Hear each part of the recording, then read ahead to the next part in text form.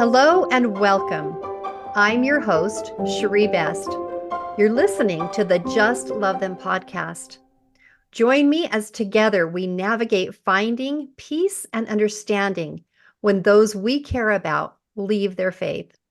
Today I have with me Julie Lee, whose personal experiences with human connection saved her life and changed the trajectory of her career. As a keynote speaker, Julie shows leaders exactly how to saturate their work culture with human connection to improve the mental health of their people so they can perform at peak potential. Recognized for her youthful ingenuity and passion, Julie Lee is the head speaking coach for the Relevant Speaker, a one-of-a-kind program that helps aspiring speakers build a profitable speaking business. Julie Lee is the author of I See You, How Compassion and Connection Save Lives, and the children's book, Broccoli Punzel, A Girl with Extraordinary Hair. Her podcast, I See You, has inspired thousands of listeners to succeed in relationships by embracing human connection. Fueled by her genuine nature to help others thrive, Julie currently co-hosts the podcast, Love ADHD. Julie enjoys living in the mountains in Utah with her two children, Samuel and Lydia. Welcome, Julie. Thank you. Thanks for having me. And you're here today because you've had your own journey to find peace and understanding. What's happened in your life to put you on this path? I have had a parent leave the church. I've had a sibling and countless friends. Some of the most dear people to me in my life are no longer a part of the church. And so I wouldn't say, I don't know if you arrive, but it's a continual fluid thing that is part of my life of navigating and making sure that I am the best person I want to be in all of these situations and a good follower of Christ. Whatever that means, maybe even good isn't the word, but that he is my center in all that I do, in every relationship I have, no matter leaving organized religion or faith or no longer believing in deity. I have friends from all those walks of life, Wow. and they're all experiences and things to navigate. I wouldn't even say they're good or bad. They just are. Yeah, And so it's a continual path of growth and learning, and it brings me closer to the Savior, and I'm grateful for it. I love that perspective. Would you be willing to share with us some of your story, some of your history, so that our listeners can understand what you've come through? Yeah, so you said some nice things about me. I appreciate that. I grew up in a home that was very, very Orthodox. I'm in the Church of Jesus Christ of Latter-day Saints. We were brought up in it, and it was everything. And as time went on, I definitely recognized, I think as all of us do, that that doesn't mean your family's perfect by any means. No one is, right? Besides Jesus. And there was also quite a bit of pain in the home I grew up in. I had a parent with a pretty prevalent mental illness. And for me, there was some confusion as a kid of what was church and what was that and the way it was taught. And as an adult, I definitely had to spend time separating the two and continue to do that. There were even vocabulary terms in the church that I had really negative feelings towards because I saw them very intertwined with a lot of pain and trauma I'd been through. So it was very shocking to me with how orthodox I was brought up to then have that parent take their name off the records of the church and to become an atheist and to have ways of explaining it at all away. I appreciate that this parent has very honestly acknowledged that they did believe it and that they were all in with the faith that they taught me at the time. I appreciate that because that certainly was my experience is they were all in when they were in. And then that shifted for them and they found ways and reasoning through science to be able to explain the spiritual interactions they've had and at times would like to explain the spiritual interactions I've had through science and not spirituality present.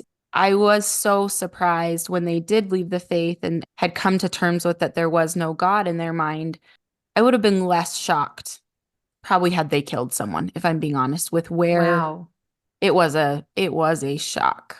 Yeah. How did Yeah. you handle that? Like, how did I when threw something my like that phone. happens, it like rocks your world, right? So how Yeah. did you? I found out in a text message that was sent to me and my siblings, and I threw my phone across the room onto my bed. And it wasn't I don't remember thinking to throw my phone. It was a very visceral reaction.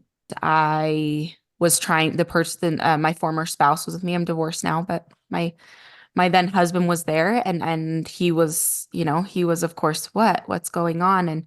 And I think I just said, no, no, no, no. It was so incredibly shocking to me because if anything, we lived pretty extreme standards. It was not a loosey-goosey situation. I was not allowed to see friends on Sundays because that was breaking the Sabbath. And once again, I'm not painting that as good or bad, just that there was more than just the doctrine taught in my home. There was a culture to it of the way you live when you believe this faith and the way you interact with it and the way it helps us navigate our life, the way we frame everything in Yeah. life, every trial, every success, everything pointed back to that organized religion. Wow. And so it was shocking. It was shocking to say the least. There aren't words. And in some ways, I then had a sibling leave, and theirs was a little less shocking to me with some of the experiences they'd had, and there's someone that I just deeply love. I cry if I talk about them, and that I feel respected by and loved by, and I feel like there's a lot of understanding between us. Hmm. And I can also understand why they left this organized religion. I can understand while I choose to stay, I can understand Yeah. why it's brought So, them to that place. wow. So yeah, so I have a father that left and a brother that left. Uh-huh. And there's 7 kids in our family. So we got a big family. Yeah. Yeah. At the time when it was all happening, did it rock your testimony at all, or how did you cope with what was happening? It absolutely rocked my testimony. I have a story. I'm a professional speaker. I'm a keynote speaker. That's my profession, right? And so I often, when I'm interviewed on podcasts, it's usually not about this, right? Right. And often I'm asked about my mental health journey because my mental health really fell apart when I was 21, and that's actually what led to a podcast and a book contract and now speaking. Because of that breakdown in my mental health, I had faced the question and really, really questioned whether there was a God or not. Just because of the level of clinical depression and anxiety I got to many times and had a very lack of feeling anything but depression and anxiety. So I had faced those questions really heavily. My faith had been rocked harder than that, just to a different, almost psychiatric level, I would almost say. But I always wanted it to be true. That was never, I always hoped it was true, even during that, but I was terrified that it wasn't. And when I say it was true, I mean that there is a God and that he is aware. And for me, then Church of Jesus Christ of Latter-day Saints, that the Book of Mormon really was translated through Joseph Smith, that he really did see God and Jesus. And that meant to me that they were still active with the world and with people. I thought really deeply and heavily about it for a long time, and I did a lot of my own soul searching about it. And so my faith had been very rocked before this point, and I had come out with the belief that no, I'm in this. They're there. I've had too many experiences. There was an experience I had, and I'm so grateful for, that was at a really, really challenging time where I got kind of what I think of as like a freebie. I had an incredibly spiritual experience that is on a different level than anything I've ever experienced in my life. I've had other spiritual experiences. This one was really special. Wow. And And what do because you mean by it was a freebie? I just think sometimes, I know a girl that she had a near-death experience when she was 5. She was in a, I won't go into the details. We're going deep enough, but she went on the other side, and she had Jesus hold her. And this article is published in The Friend, probably 25, 30 years ago. So which is why I feel fine sharing it. Her story was published when she was a child, but she would call it a freebie. She got Oh, this experience where she had sure knowledge. I love She might that. question all sorts of things, but she knew Jesus was real because she'd been with him. Wow. Now, I'm not saying my experience was that by any means, but for me, it was an experience that gave me sure knowledge of some things with my faith. And I'll share what those things are very specifically. It gave me sure knowledge that there is life after death. And it gave me sure knowledge that our deceased family members have the opportunity to come to us when we ask for help. Wow. Because of that, I did have an anchor in my faith. However, even having experienced that, having the person that I felt had kind of lit the fire to my testimony of what I believed and had believed it so strongly and known it. I wouldn't even say believe, just it was for them. To have them be able to explain all of this away with really articulate words. This is a very bright person, very, very knows the scriptures way better than I do, knows the doctrine, knows all the things. To have them be able to easily, in their mind at least, and what felt easy to me and in the way that it was presented to me, help me understand that it actually wasn't true was absolutely shaking to my faith. Wow. There was a lot of crying and begging to understand because it rocked me so hard. Yeah. And it sounds like it was quite sudden too. It sounds like you didn't have any inklings that this was coming. It doesn't sound like there was any warning signs. How did Yeah. that go? Was it like that? No. Yeah, 100%. There were problems. There were issues with my parents' marriage. My parents are now divorced. They got divorced about a year after this. So there were things that I knew about there, but nothing to do with that, with the faith. No. Yeah. Nope. So Zero. relationship problems, but not faith. No red flags when it came to questioning faith. And then Correct. just out of the blue, this text. Yeah, they kept it very private. My dad kept it very private, which I can understand in part because he was trying to decide and navigate. And I can understand how that can be a painful, lonely process too. I can have compassion for and compassion for wanting to live authentically of what you feel like is true for yourself. I believe that when my dad left the church, he honestly didn't believe it was true anymore. I don't, Sure. obviously, like I'm not inside his head, but I believe that. I believe that he felt that was the authentic decision for him. And so I can't, was it hard for me? Yes. Did it shake me? Yes. Can I say that I feel like I need to tell him what to do? No. That's not my stewardship. But yes, it was incredibly shocking. Yes. Wow. I find it interesting that you had already kind of gone through your big faith crisis. Not that it was a faith crisis, but that your big No, I would say it questioning. was a faith crisis. That's not over the top. It Okay. was a yes. Hmm. Okay. And you had already come to a sure knowledge. You had already gotten your freebie, as you called it. I love that term. You had found your anchor. I love that you had that experience before your world got rocked by your Hmm. dad. Right. And so having come to that point, having already kind of having a more stable foundation than you would have had otherwise, and then to have something like that happen, I know it shocked you, it rocked your world. How did you navigate through that, or how did you come out of that? Was there anything specific you did? It was really helpful to talk to a sibling of mine, specifically a sister, that was experiencing the same thing.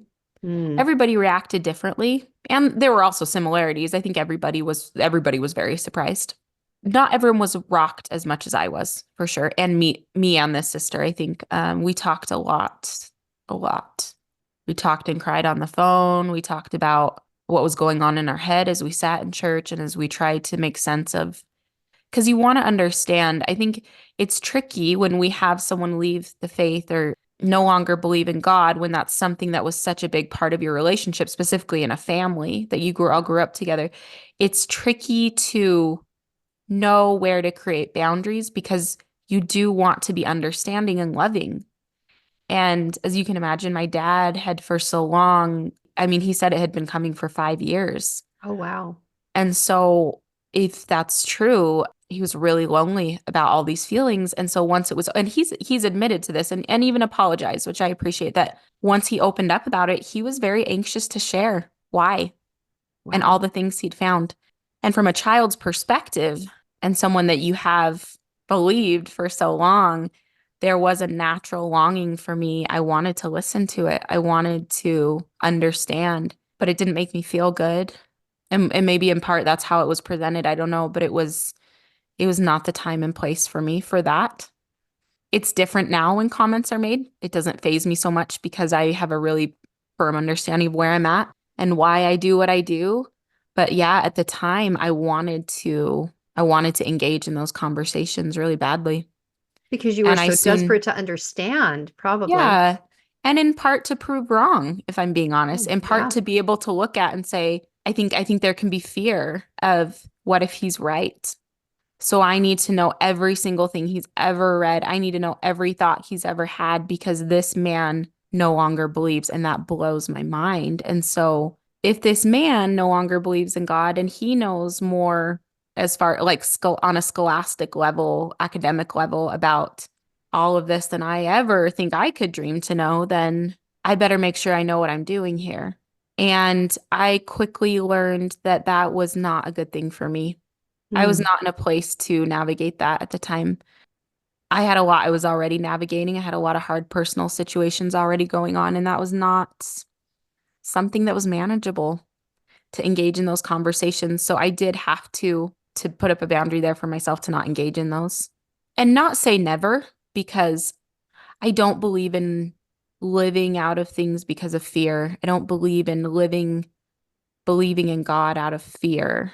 That doesn't sit right with me. That doesn't feel true to his character. I don't believe in going to church out of fear. And so I knew that I didn't want to be fearful. And I also knew that right then I couldn't get into all of that with him, that I couldn't emotionally handle it and decipher that it was all too emotional. Hmm. And I think some of that has to do with just the tie of a parent and child, I'm sure, the biology there that Sure. I needed. There's so many questions you have. We're talking 5 years this has been coming. I have so many questions because I'm looking at the last 5 years, thinking about every interaction we've had. And I'm thinking, wait, what was going on there? What was going on there? What was going on there? You stood in my daughter's blessing circle 6 weeks ago. What was going on there? Like, what, there's just a billion questions you have. And yet I wasn't getting the answers I wanted. It didn't feel good. No, because there's not going to be any answers that you're going to want to explain Nope. that. Nope.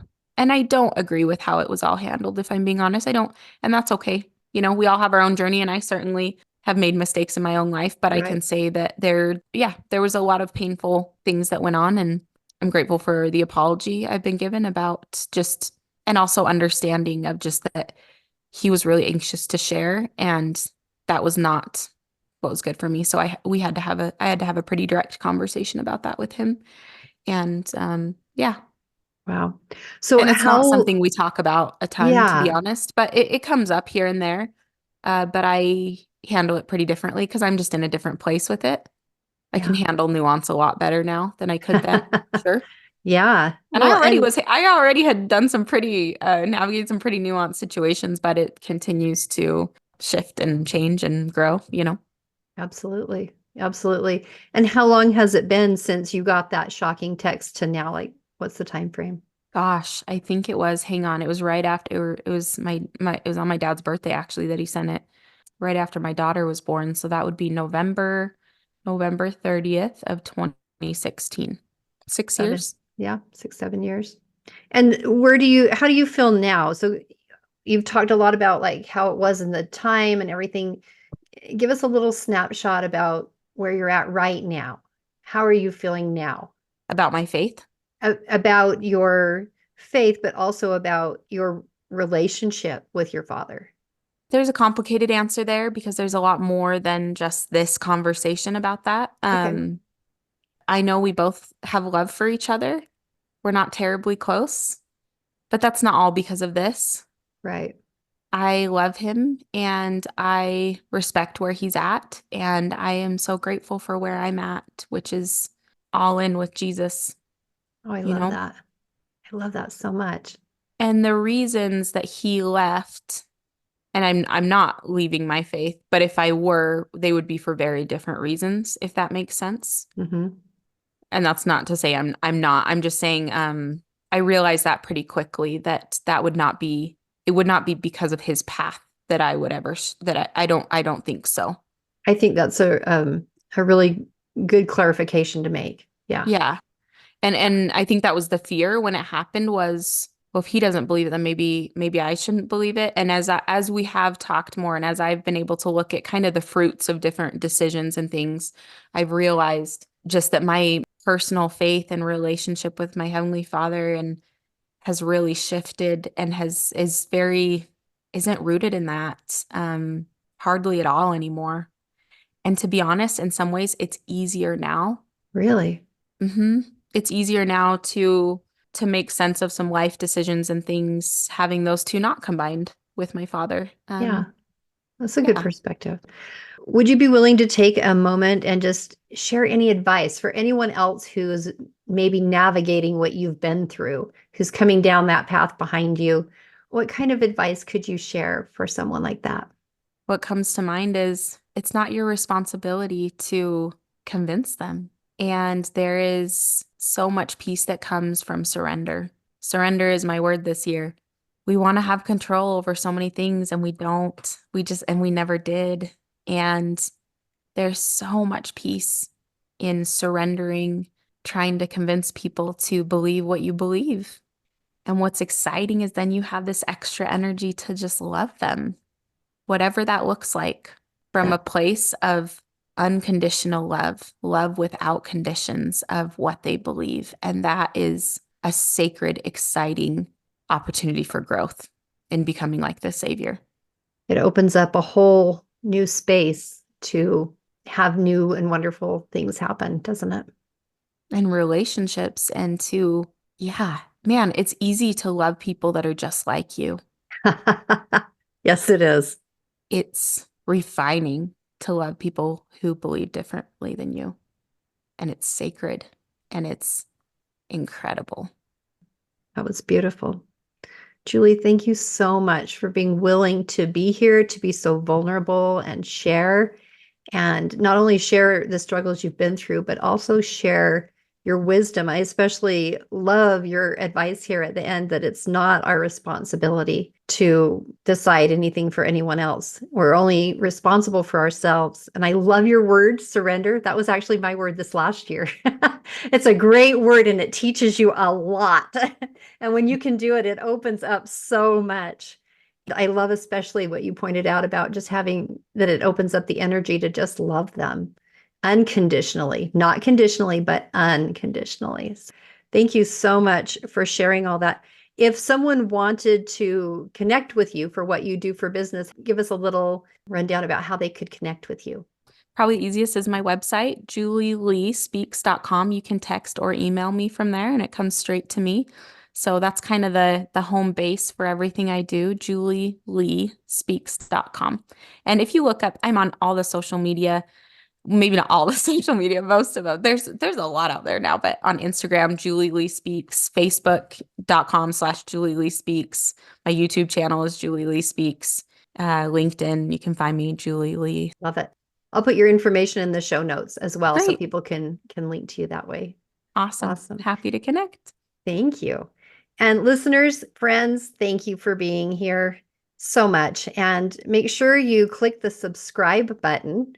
And what's great about that subscribe button is that once you click into that, then you automatically get these podcast episodes downloaded onto your whatever platform you're on a regular basis so that you don't have to go looking for it every week, but that it just automatically drops in. So make sure you click that button and join me again next time for another episode of Just Love Them.